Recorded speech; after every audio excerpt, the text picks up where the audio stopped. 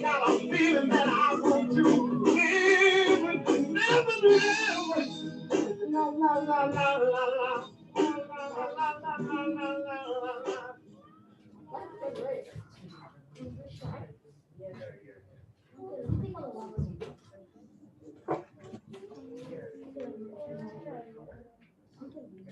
Okay.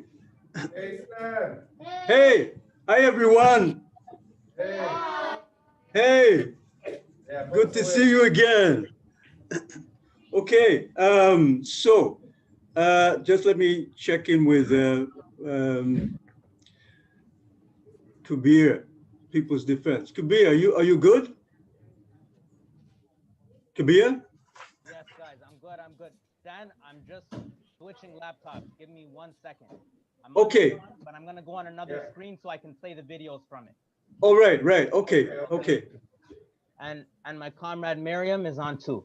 Okay, brilliant. Hi Miriam. Hi. Hi, comrades. How you doing, Kabir? Okay, so let's get started. Some other folks of our comrades may be coming in. We'll drop in as we go along. We've just started. So welcome everyone. So this is what we're doing here then is our collaboration, our connection, right, between Nelson comrades, our folks there in Nelson, and our comrades here at the U of T, right, in our community engagement class, right, and People's Defense, a community organization, grassroots community organization, and I'll say a little bit more about that. What I will say is that I know that our Nelson, can you hear me? Yes? Okay. Yeah, we can hear you. Okay, good. I will say I'm gonna read a little bit at the end. I'll say a few things, right? I'm gonna read this again. And what I will be doing also, we'll be reading other books, right, as we go along, right? We do this maybe at least 3 or 4 times before the year's out, before the summer. So I've got some other books beside this, but I'll do this a little bit today. So the way we're going to go, I know our Nelson comrades, our young comrades are going to leave at about 10 to 1. So after the People's Defense presentation, then perhaps our young comrades from Nelson can also then ask questions. And then also our U of T comrades then can be asking questions later. We'll go on for a little longer than that, but all of this will be recorded, okay? So everyone will be able to see this.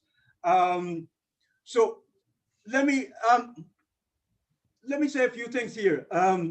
First of all, I'm using this term, right? You know, comrades, right? You know, our Nelson comrades, you know, and our U of T comrades, right? You know, so comrades I'm using that, and our People's Defense friends, comrades will use the same language. And I'm using that because comrades means friend, yeah, it means friend, but it also means it's a companion, right? It means that you are and we are companions and we're partners, right? In struggle, right? We're partners in fighting against injustice, right? And that word comrade means that we stand by each other, right? And we stand with each other when it comes to fighting for our freedoms, right? So that's important, right? You know, the language that we use, right? And the words that we use, right? So I'll say a few things added to that, and then I'll send it to People's Defense. I know that our folks, right?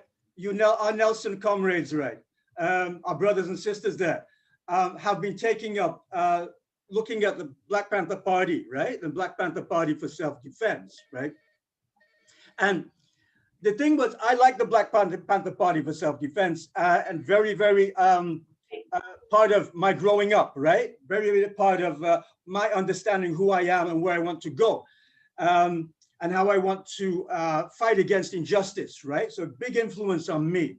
And one of the things that was an influence on me was language, the kind of talk that the Panthers use, like power to the people, right? And what that meant was that power to the people meant that we had people, right? We had power, rather. We, the people, had power. The power was with the people. It wasn't just with those folks out there who controlled our lives, right?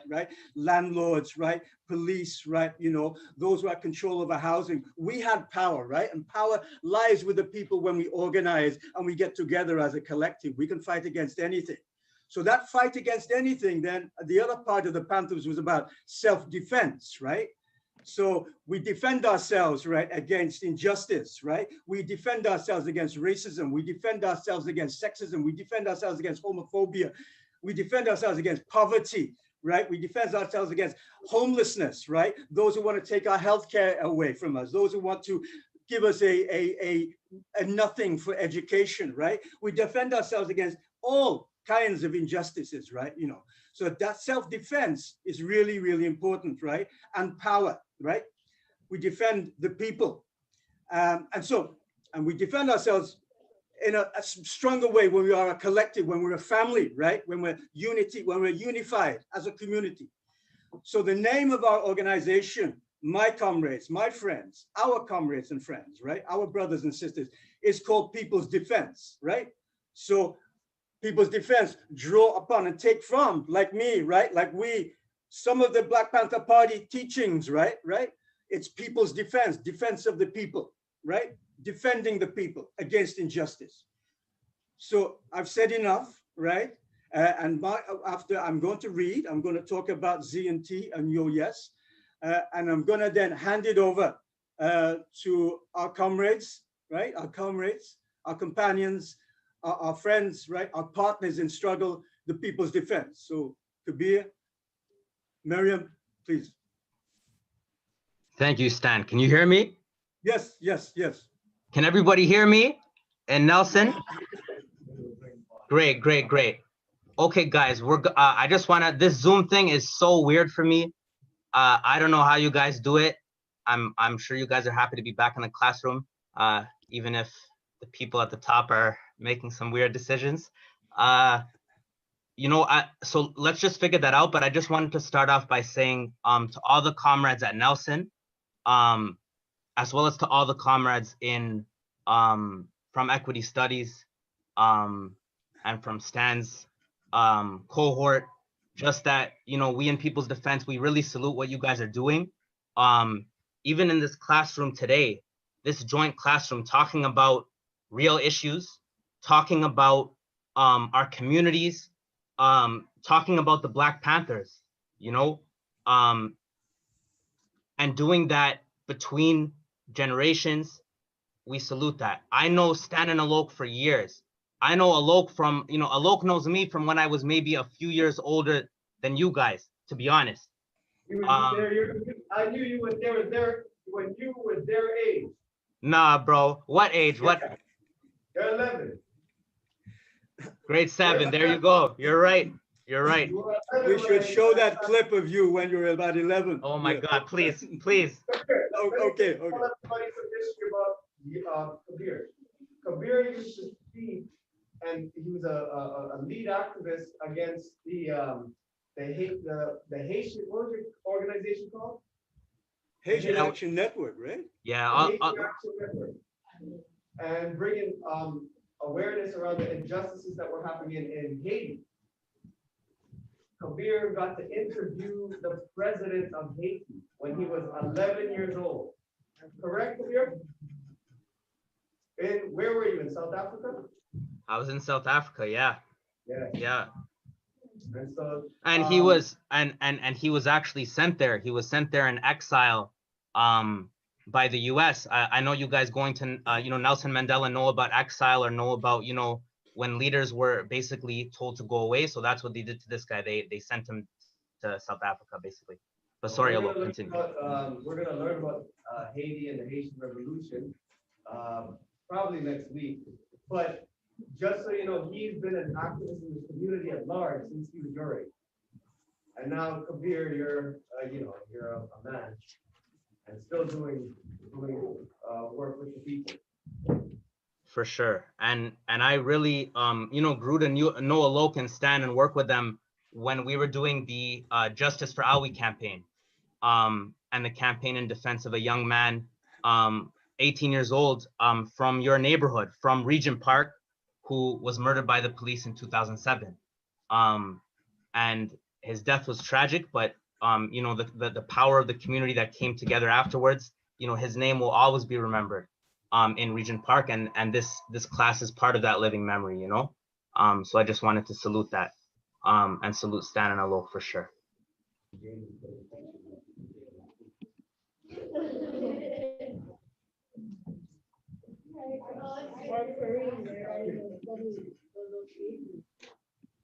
Do I go to share screen, or does one of us do that? I just Yeah. need permission Actually- to share screen. I either need to be host or co-host. So maybe, you know, Miriam, why don't we actually just start off with that East York 50 video, Sure. and then we can like jump into, you know, we want this to be a conversation for sure. We want to talk to you guys basically about the work that we've been doing over the past 6 months during the pandemic, what defending our people has meant to us. And why don't we show you a video first? This, I think, captures our work, especially around housing, especially in the east end of the city, in a really good way. Watch it. And then we're going to come back to the points that are made in the video. There's going to be a lot of stuff. There's basically going to be a lot of actions. We're going to come back to it and basically break that down. Yeah.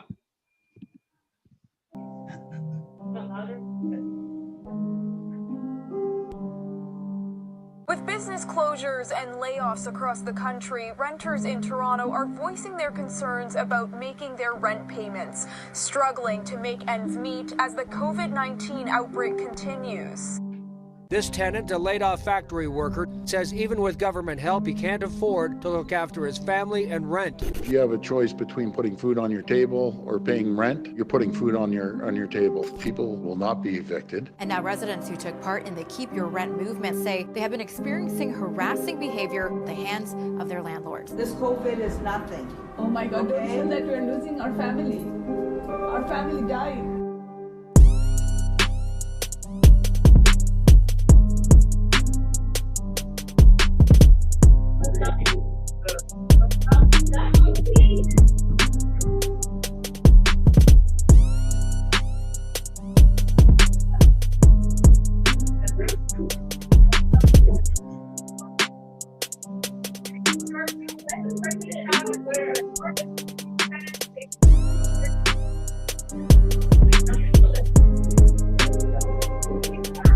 I'm gonna mute it so you can just read it. You're being distracted by the meeting. Mayor Tory said yesterday that he wished he had magical powers to stop evictions. There is no need to resort to magic. Mayor Tory has the legal power to ban evictions in Toronto today.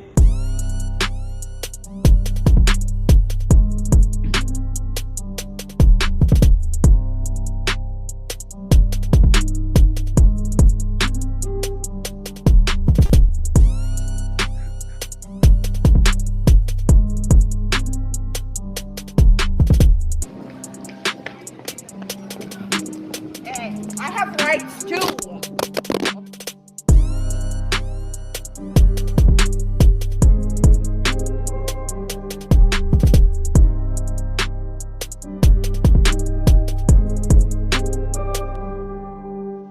This person behind me who lives in this house is responsible for killing almost 100 residents of a long-term care home. Mr. Friedman, how can you sleep at night knowing that people died because you were cheap?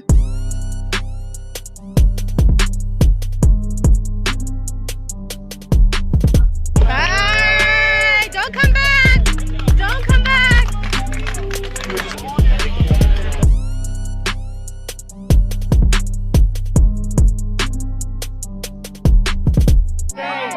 Clown!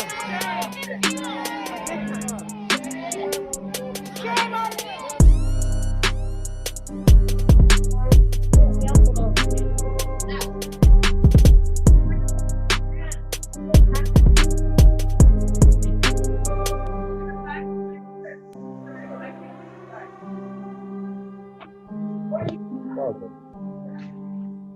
Doesn't worry, no worry, just leave it. No, that's okay, doesn't matter, no, it's fine.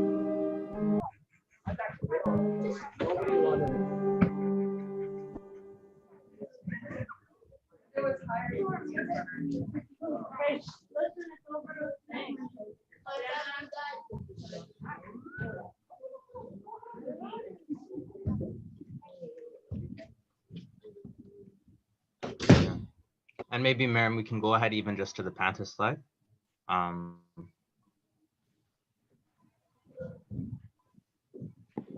ones after this? No, like even just the Black Panther slide around housing.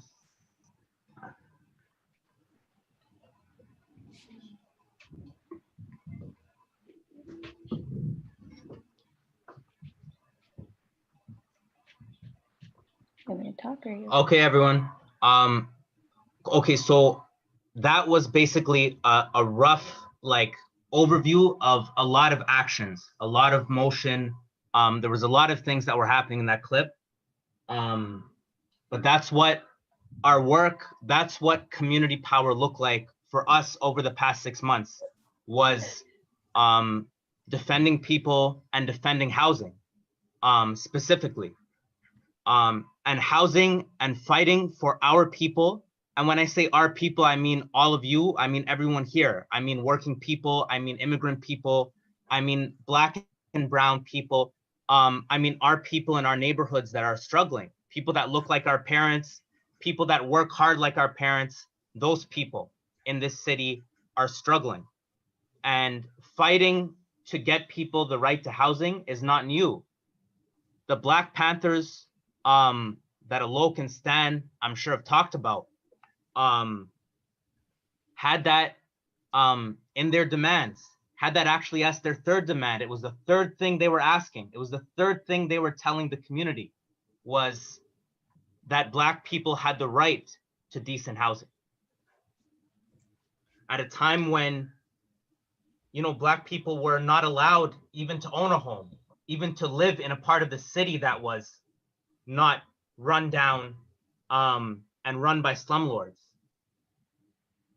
Quote, "We want decent housing fit for the shelter of human beings."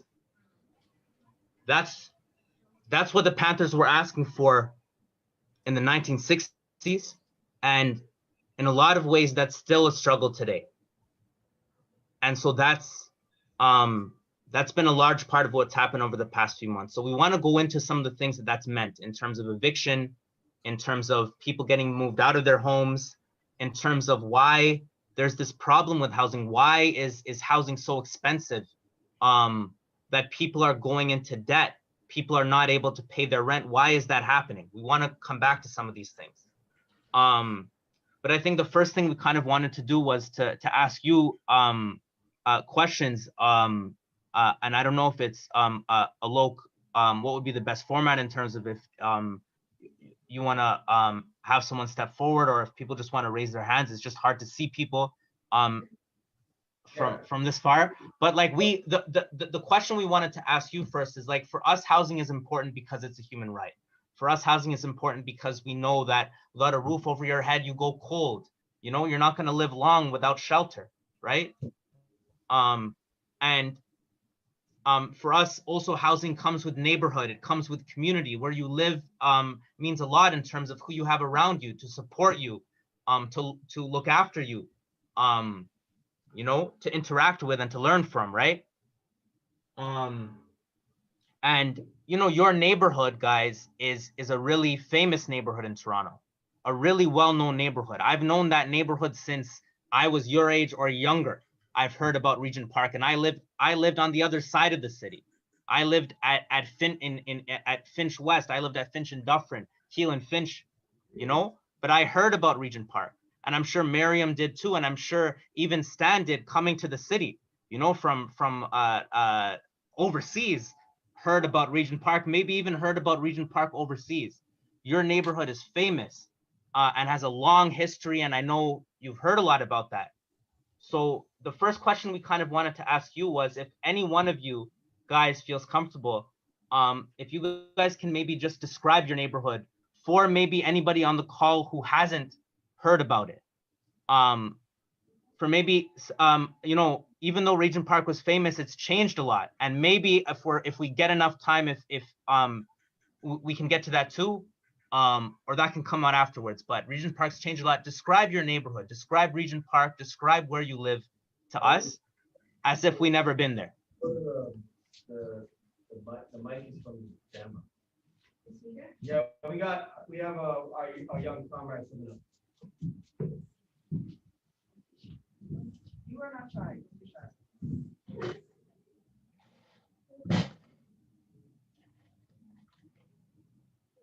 Say my name. Hi, my name is. Describe Regent. How would you describe Regent? There are people who don't know what Regent Park is, so how would you describe it? All right. My name is Mokhtar. I'm 12 and I'm in grade 6. I go to Nelson Mandela Park Public School, and my teacher is Mr. Love. And how I would describe Regent Park is, well, people, like, there could be many ways of how you describe a place, but when it comes to Regent Park, I would describe Regent Park as a, you know, a place where I could go outside any day, like, whether it's bad or whether I'm feeling bad, but I could just meet one person anywhere, like just at a convenience store or just at a park. I could just meet one person and realize that we share things in common. So I feel like Regent Park is basically a safe place where, well, if it's not safe, but a very, you know, heartwarming place, because there are people out there that care for you and that care for Regent Park. So basically, I think Regent Park is just like a place where people may see our violence and may see the bad things that happen here, but never realize that there actually is good things here, like how we have festivals here, and you know how the community comes down and makes food for each other. So I think Regent Park is it's like a place where I would never call bad, but I feel like we could improve on some things. But that's where the mayor and those rich landlords come in and try to, try to ruin the place. So like, yeah, I think Regent Park is a very great place, but I feel like we can improve on it, and that we could probably do that, but that's later on because of the condition right now. Yeah. Thank you, Mokhtar.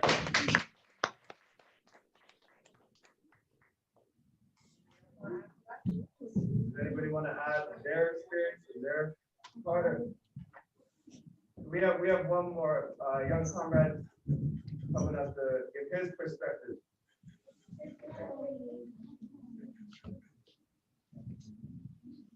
Hi, my name is Carter. I'm 10 years old, and I go to Nelson Mandela Park Public School. And I think Regent people say Regent is a bad neighborhood, but it's really not, because it's not a bad neighborhood, but it has its misgoes, and it's a small neighborhood, so you can go outside right now. You can walk around Regent, and you find one or two people that you know and that you hang out with, or you used to hang out with. And what I'm trying to say is that Regent is a really good place for a lot of people to stay with that place.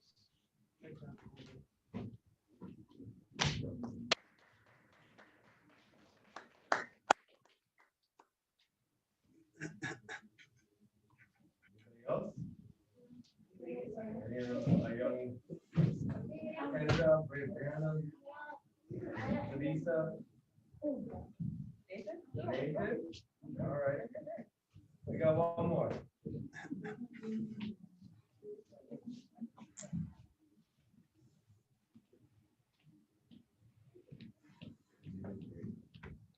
Hi, my name is Nathan. I am 9. I go to Nelson Mandela Park Public School. I don't live in Regent Park, but from what I've heard about it, is that it's a neighborhood that is misunderstood, a safe place for everyone. And that's all I have to say.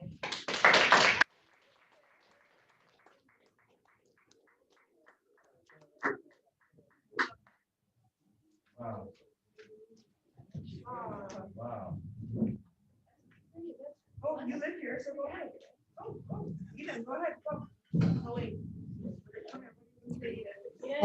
Kabir, do you want to switch up the question a little bit? Talk about. I think someone's coming in. Yeah. Our kids can talk about region all day. Yo, comrades, what I got Comrade Mukhtar's name. Who are the other two comrades that spoke just now? Carter and Carter and Nathan.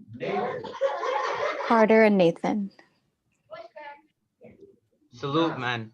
Appreciate that, guys. For real. And we got one more. A young.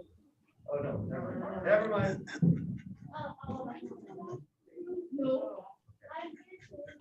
Okay, how about this? Can we do a little survey? And this is for Stan's class too. We talked about your neighborhood and your community, but what about where you live? Like, what kind of place do you live in? So let me just, whoops. So do you live in an apartment, a townhouse, a house, or a condo? So for Stan's class, I guess you can use the thumbs up function if you don't want to put your video on. But can we do a little survey? Like, how many people live in an apartment right now?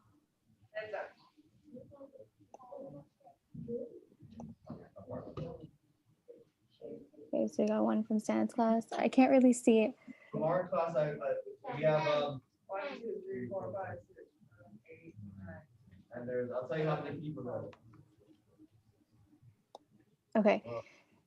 And then how many people live in a townhouse? Townhouse. One. Okay. Same with Stan's class. How about a house, like a detached house?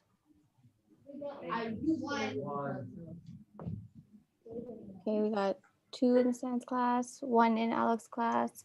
And then how about a condo, a condominium? 1, 2, 3. No,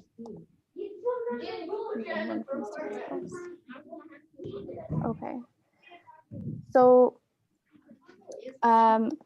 who is your landlord? Sorry, I'm trying to get control of my PowerPoint here. But who is your landlord? Like, if you were thinking about if you're renting your house or your apartment, who owns it? Who owns the house if you're renting? So, okay, who lives in Toronto housing? Raise your hand. Toronto community housing, raise your hand. TCAC, raise your hand. Legit, everyone that has an apartment. Mukhtar, you? No, I didn't rent no house. Who's in housing right now? Hands up. 1, 2, 3, 4, 5. I want to get a press flag. Okay. 5. 5 people who have the city basically as your landlord. TCHC. All right. And then other people who rent who have like a small landlord. I don't know if you folks would know that.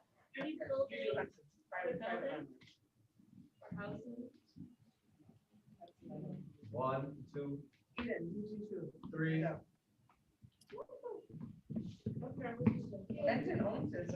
How about for Stan's class? How many people, if you're renting, do you have like a small, like mom and pop landlord, like just a family that owns? Oh, I'm one of those 2. My mom owns it. Yeah, 5 of us. All right. And then does anyone live in anyone who's renting live in a place where your landlord is a big company?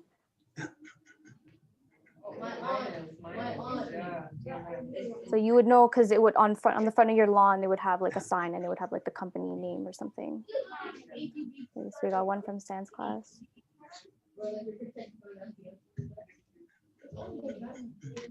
Oh, so that's your number?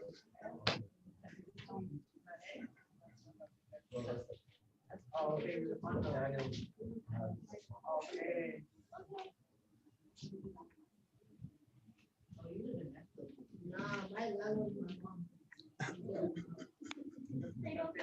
right, sorry, it's a bit hard to tell what's going on, but we just want to jump Yeah. into talking about rent and Yeah. housing in Toronto. So go ahead, Kabir. So in that video at the beginning, you saw all this basically confrontations with these greedy landlords, as Brother Mukhtar put it, confrontations with even the police, the sheriffs. There was a fight there. I don't know if you guys saw it, even outside of John Tory's condo. The mayor of the city, John Tory, there was a bunch of angry tenants outside his condo saying basically, stop letting these landlords evict us. I don't know if anybody saw it recently, but John Tory and the city of Toronto actually sued somebody recently. They took someone to court, and they don't do that very often. In terms of the whole city saying, I'm going to choose one person to sue, but they chose to come after somebody who was building tiny homes for the homeless, who was going around and unpaid was building shelter for people who don't have shelter in the city.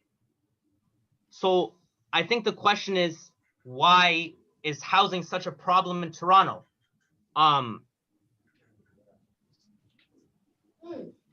Our city is supposed to be world class, but this city is the 6th most expensive place to live in the world, guys.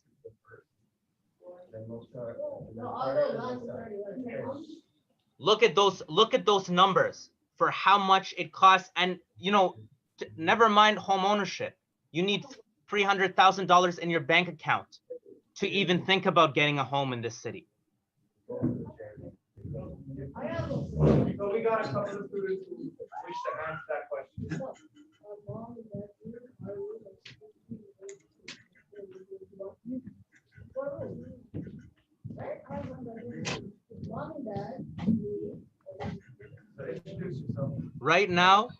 Right now in Toronto, how many people in this class know what CERB is? CRB, CERB. That's the money that the government gave to right? How much is that? How much money is that per month for CERB? And look how much a four-bedroom house, basically saying the $2,000 that the city gave to everybody was supposed to give them money for their rent and food and everything else. But look, say we have a 4-bedroom family. That's only half of it. They're only getting half of the money for their rent. They still have to come up with another half, plus their food money and all their other expenses. How's that helpful? Not at all. So, Kabir, what was the first question? Because I have a few students who wish to answer. It was about why housing is so or unaffordable, or why there's a housing problem in the city, right? Yeah. So why is there a housing problem? So my name is Jaden, and I come to Nelson Mandela Park Public School. So houses are expensive. I can see. Like my mom's telling me that we're gonna move down to and it's expensive and stuff. That I can see it's 2 bedrooms $2,000 and stuff. Oh yeah. So it's expensive, right, Jaden? Yeah. Thanks. Hey, Brianna, thank you, Jaden. Hi, my name is Brianna. I'm 10 years old and I'm 35.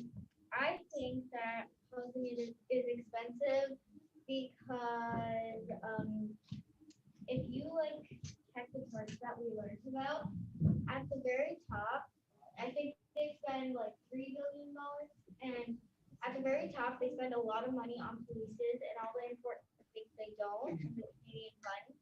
And I think that they should really pay attention to that more often because they're really focusing on the small things.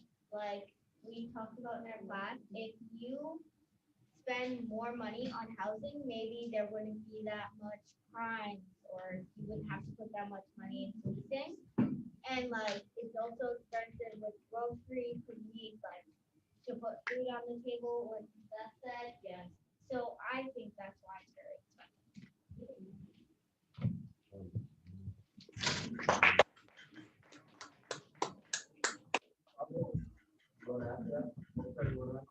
One, Mukhtar would like to add to that.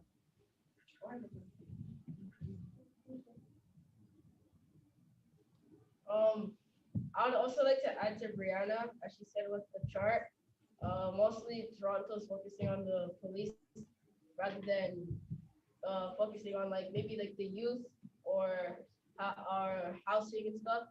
And mainly, I feel like they're trying to put something. They're trying to say that if we don't spend as much money on the police, we wouldn't rather be protected or anything. But to be honest, if we don't spend enough money on where we live or how we're supposed to provide for our family, then maybe people wouldn't be going out and robbing banks and stuff because they have to provide for their families too. And the reason for such a thought. Exactly. Yeah. So what I think is that like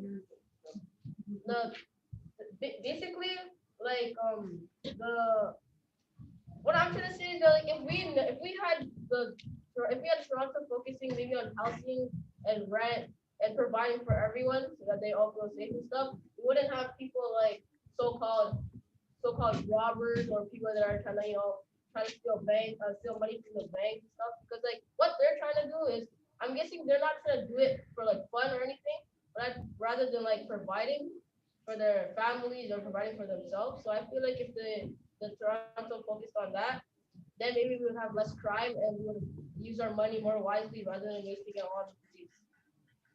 Thank you.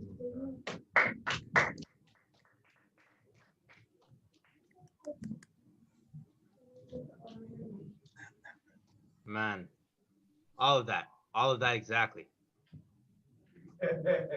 All of that exactly, man. They have money for everything else. They haven't built any more affordable housing since 1990. Since the 1990s, they haven't built it. And you know what and you guys know what the wait list for affordable housing is? The amount of people that are waiting, and what it means to be on the wait list for affordable housing is that you're choosing, like you guys were saying earlier, between food and rent. You're literally every month choosing between the dollars that goes to that and the dollars that goes to pay the landlord. You can't afford where you live. That list is 100,000 people. That list is 15 years long, guys.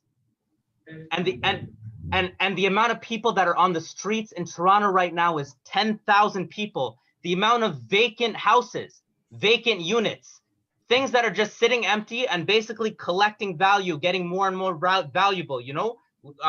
Property tends to increase in value, at least before this pandemic. They're just sitting there empty, 20,000 empty units sitting there empty while 10,000 people are on the street or in shelters or surfing on couches. That's the truth in the city.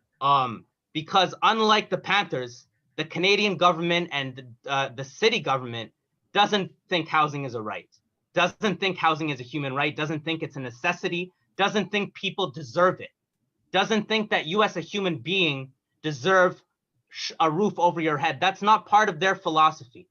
That's not part of their code of conduct, you know? But what they do think housing is something to be bought and sold, you know? It's like anything else on the market. It's something to be traded, and it's something that if you don't have enough money, you don't deserve, you don't get. And that's what, you know, that's what I think we're up against. I wanted to jump into kind of this question of demands and community power, and I wanted to kind of walk you guys through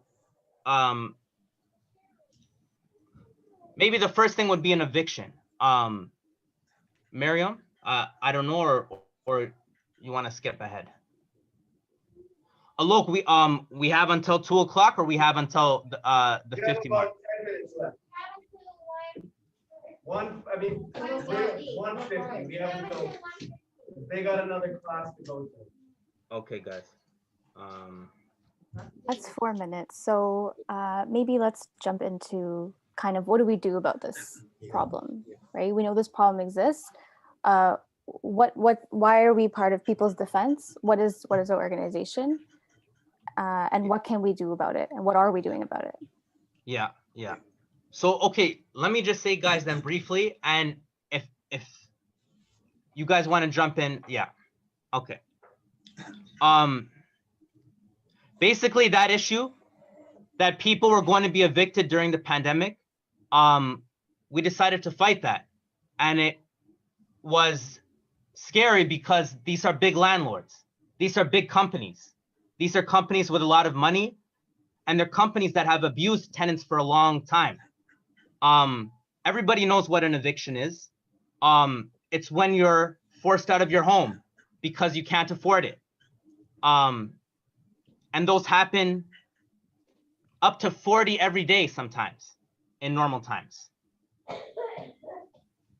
5 days a week, every working week, 8 a.m. to 4 p.m. Sheriffs roll around the city and they kick people out of their homes. And that was going to happen during the pandemic. And it wasn't just going to happen smoothly. Doug Ford, that same guy that was giving all the money to the police, you know what I mean, consistently, actually wrote a bill to make it easier to evict people. To say, hey, if you missed any payment on a repayment plan, if you were 1 day or $1 short on your rent, you were out without even a hearing. This was actual law written by our government during the pandemic. While they were talking, while they were on TV with masks talking about how much they cared about us, right? And I'm going to give you just one snapshot of what these hearings happened. So they had eviction hearings in the middle of the pandemic. The court started by August. And all the people that couldn't afford rent because now their CERB money could not cover their housing and their laid off hours couldn't cover their housing, they had to go to court. But guess what? The courts weren't in person. Just like school, these courts were by video. These courts were online and tenants could not even access them. People who didn't have good internet, people who couldn't speak English, people who didn't have a laptop at home with a camera that worked. You saw how much trouble we had even today. And we gave ourselves at least 20 minutes to settle in. They give these tenants 5 minutes and that's it. And so you'll see what happened. And this was a building, and we know the tenant who this was referring to. This was a woman who worked at Tim Hortons, who lost her job, who got her job back, who got sick during this pandemic, who didn't even get the notice in her mail. And this was how the eviction hearing proceeded with her. Is the tenant present? No, Ms. Glickman, do you know why she's not here? I'm not aware why she's not here.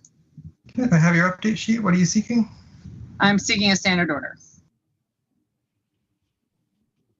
If the tenant does not pay all outstanding arrears or whatever is owed in 11 days, the landlord can file for eviction without notice. That's what a standard order is. Right. And just so you know, the woman speaking is the lawyer for the landlord. So her job is to defend the landlord.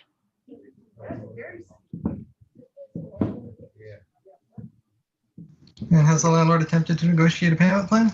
We have. I will issue a standard order. Thank you. Next is TNL. Tenant is.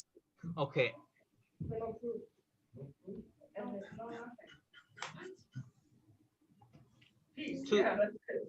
2 seconds. And now men in uniforms can come to her door and force her out of her home. And if she doesn't listen, they can call men with guns, aka the police. I want you guys to remember that the arrogance in that whole clip from those two people. And I'm wondering, Miriam, if we can just fast forward to kind of the other clip at the LTB, and then we can explain even the difference. Hold on, come here, go back to that pic. Oh, sorry. No, the one with the cameras and the handle. The money they spend. The money. We were talking about money, like what is being spent, like the money they're spending on Khalil, like the city's spending on Khalil, the student. So door broken by 55 divisions, police that Pinedale didn't bother to fix. $1,000 camera is money for newly installed directing They didn't fix the door handle that the police broke, but they paid $1,000 for a camera. They put another $1,000 for more cameras. Okay. So $2,000 in cameras. And they're not fixing the door handle. To keep the people safe. Police broke it. Yeah, and the whole idea of cameras is to be safe, but they won't fix the door to keep the people safe who lives behind the door. Yeah, and this was a tenant who defended herself against eviction, a wrongful eviction. And this was their response to that collective struggle. So neighbors came together, People's Defense came together, and we said, we're not going to let this tenant get evicted in a pandemic and end up on the street. And the cops came in the middle of the night and busted in the door. And then this was the response of the landlord the next day, the 2 photos on the right. Like they don't know into the house. I wanna make sure you guys see 2 clips before we leave. So I'm just gonna say my last bit. Play the clips, and then if there is time, I just kind of want to hear your guys' reaction, comments, and questions. So let me just introduce these 2 clips and say, if we can start off with the one at the landlord-tenant board, and follow up with the other one. But what you're gonna hear is that, and what you're gonna see is these same people who were so arrogant and so rude to tenants. Well, you're gonna hear it, but this was examples where we feel community power was achieved, even if it was for a moment, in terms of oppression, abuse, exploitation, all the stuff that our communities take, all the stuff that our people have taken for centuries, but have resisted. That resistance is important. And when we resist and when we fight back collectively, we're strong, and we're stronger than these people can ever imagine. And these people are weaker than they can ever imagine. And we've seen that throughout history, and we've seen it in moments even through the struggle. When tenants, you should see how these landlords, and I've seen it in my life, when I used to live in apartment buildings, and how they assume you're brown, you're black, you're an immigrant, you deserve to live in these conditions. You're working class, you deserve to live in these conditions. And we've had them tell the tenants as such.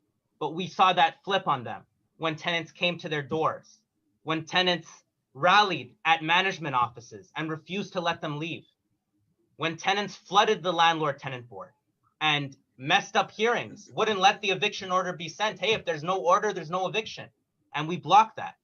When the sheriffs came to evict some of the people that got evicted in court, we stood outside the door, and tenants stood outside their neighbors' doors and defended that.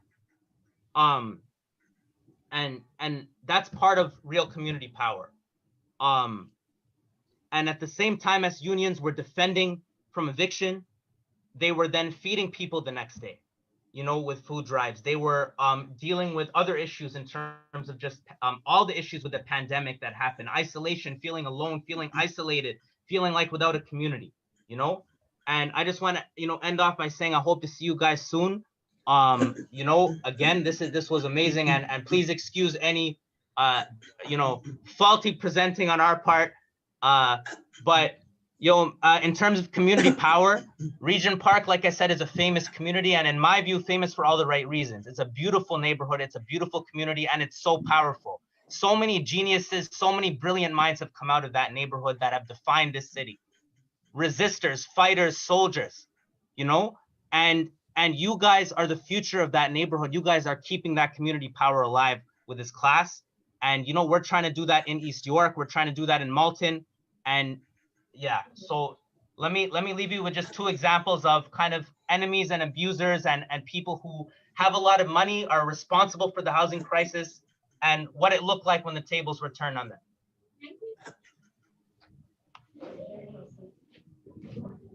So the next thing is the video. What I'd like to do for this case management hearing is to have the representatives and myself on the video and not anybody else. So if you are not one of those 3 people, turn off your video now. And you, Ms. Glickman, if you could turn on your video. I will unfortunately not be appearing on video today. I would like to state for the record that the tenant group here today have throughout the process posted multiple pictures of me on social media with defamatory language, personal insults, misquotes, edited audio excerpts, bastardized visual representation of myself. This is all a legal activity. And for that reason, I hope you can understand that I will not be subjecting myself to that and on video today. The problem is that there's also been an issue with people impersonating you, and I do want to make sure.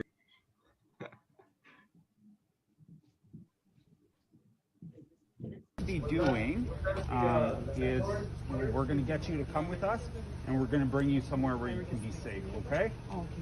It's pretty safe here. No, we're going to leave your car here. Okay? I understand you have concerns, but we'll talk about that over there. Okay? And I was with you on the phone. Yes, yeah. You're going to come with us also? Yes. No okay. problem. Yeah. Excellent.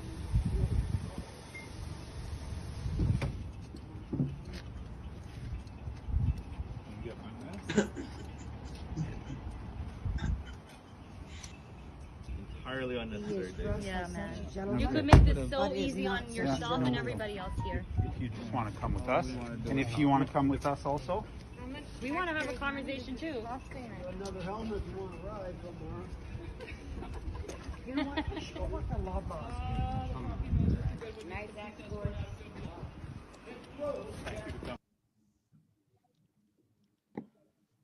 So that was the landlord of the building, basically, after trying to evict a lady, having like, I don't know what that is, 20 police escort him out. I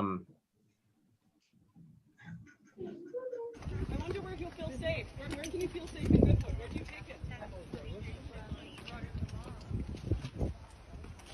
Police are protecting him? Oh my God, are you arresting David Frankel?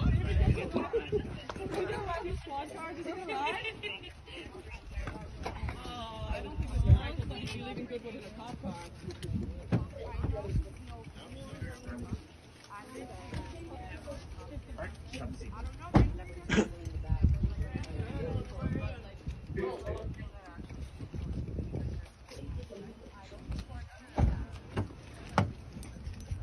Inside looking out.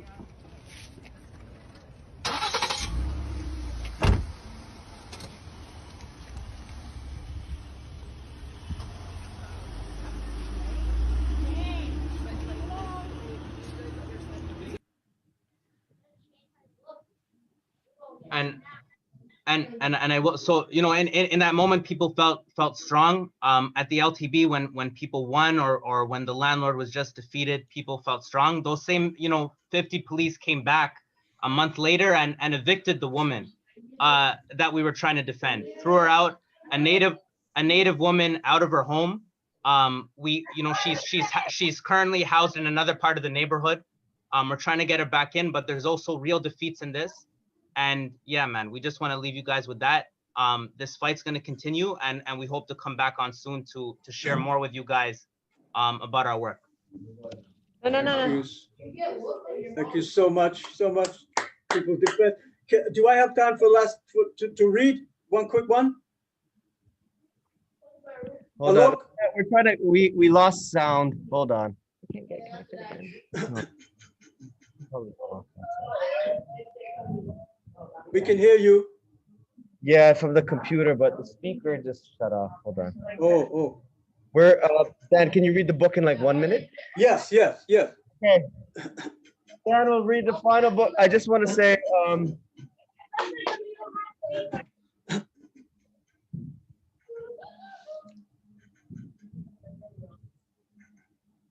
hello? Hold on. Dan? Yes. Can you hear me? Yeah, can you hear us? Yes. Okay. So before you read, yeah, we just want to thank you and Kabir, Miriam, the People's Defense. Thank you for dropping in. It has been our pleasure. It's only the beginning. Yep. We're gonna do this again in a couple weeks, so we'll just pick it up another day. We will. Stan, you're gonna read the book, right? Yep, gonna read the book. Okay, everybody, we're gonna very quickly about Z and T Remember D&T? Okay, I'll do this quick because I know we're behind time. Okay, so everything I say, remember, yo. I want you to. Okay, so if I say yo, I want you to say yo, yo. Yo. Okay, Z and T, right? Okay, there we go. There's Z, there's T, right? Okay, yo. Yo. Yes. Yes. Hey. Hey. Who? Who? You. You. Me. Me.